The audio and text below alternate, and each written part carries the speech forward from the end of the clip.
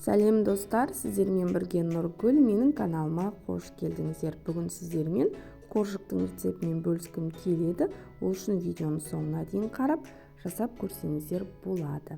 Ең әуелі ыстық сүтімізге қантымызды салып, қанты ерігенше жақсылап араластырып қоямыз. Содан соң таза ыдысымызға бір жұмыртқа, бөлме температурасында тұрған сары майды салып, венчиктің көмегімен жақсылап араластырып аламыз. Толық құрамды описание бөліміне жазып қалдыратын боламын. Сол жерден қарап жасап көрсеңіздер болады.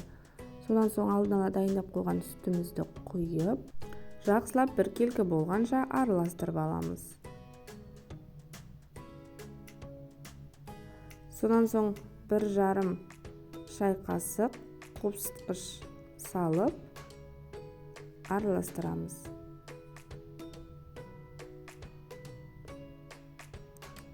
Араластырып болған соң алдын ала електен өткізіп дайындап болған ұнымызды салып, әуелі лопатканың көмегімен, сонан соң қолымызбен жұмсақ қамыр илейтін боламыз. Қамырымыз қолға жабысуы мүмкін.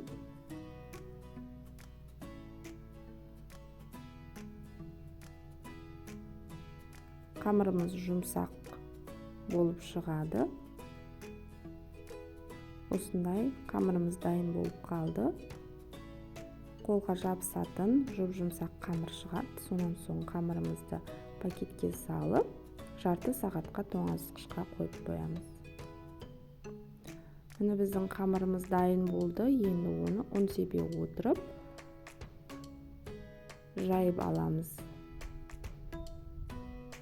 Достар, егер менің каналыма тіркелмеген болсаңыздар, тіркеліп, қоңырауша белгісін басып қойыңыздар.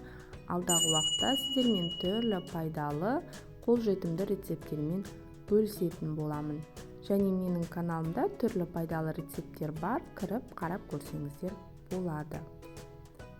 Қамырымызды жайып алдық.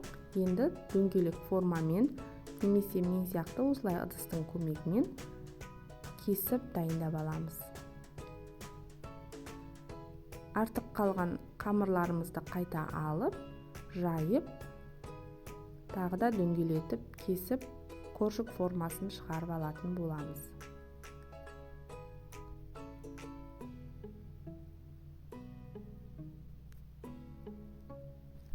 Барлық қоржықтарымызды кесіп, дайындап, табамызға жайғастырамыз. Сонан соң үстінен жұмыртқаны жағып, алдын ала қызып тұрған пеште 200 градуста беті қызарғанша пісіретін боламыз. Міне біздің қоржықтарымыз дайын болды. Өте дәмді, қолжетімді, оңай дайындалатын рецепттердің бірі. Міндетті түрде осы рецептпен жасап көріңіздер. Егер видео пайдалы болған болса, лайк басып, пікір қалдыруды ұмытпаңыз. Ас болсын!